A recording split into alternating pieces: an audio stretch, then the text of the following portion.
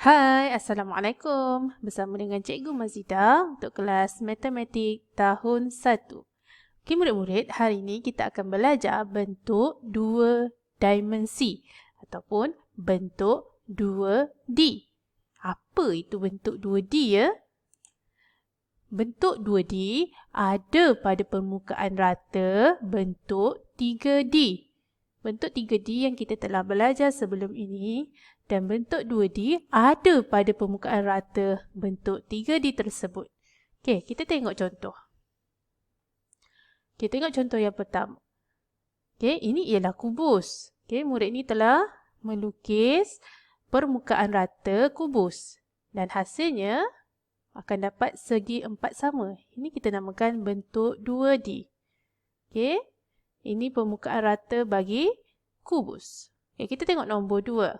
Murid yang kedua. Okey, murid yang kedua telah melukis permukaan rata bagi kon. Okey, dan kemudian dapat satu bentuk yang kita panggil bulatan. Inilah bentuk 2D. Kon tadi bentuk 3D. Tapi setelah dia melukis permukaan rata kon, dia akan dapat bentuk 2D yang dipanggil bulatan. Okey, murid yang ketiga telah melukis permukaan rata bagi piramid. Okey, ini adalah bentuk 3D, piramid. Kemudian setelah dilukis, murid ini mendapat satu bentuk yang dipanggil segitiga. Segitiga. Segitiga ialah bentuk 2D.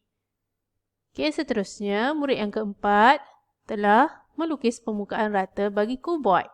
Kuboid ialah bentuk 3D.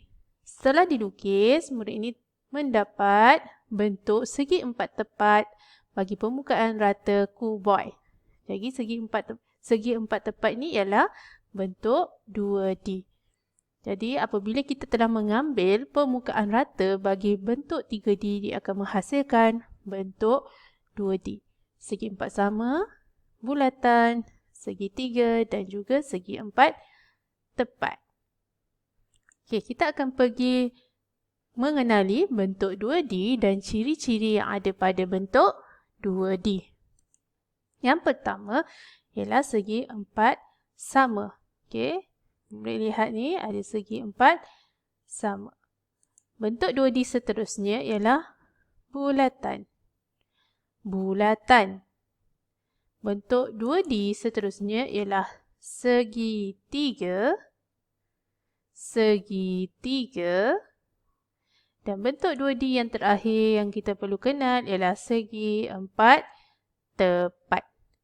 Segi empat tepat. Ada 4 bentuk 2D yang murid-murid perlu kenal dan ketahui. Jadi, kita akan pergi lebih mendalam mengenali ciri-ciri bentuk 2D ini. Okey, yang pertama tadi cikgu disebut segi empat sama. Okey, segi empat sama begini bentuknya. Dapat kita tengok contoh di sini, segi empat sama. Okey, apa ciri-ciri pada segi empat sama? Okey, yang pertama, segi empat sama ada bucu.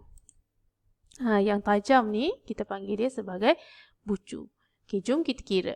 Segi empat sama ada berapa bucu ya? 1, 2, 3 dan 4. Jadi bucu bagi segi empat sama ada 4. Okey, apakah ciri lain yang terdapat pada segi empat sama?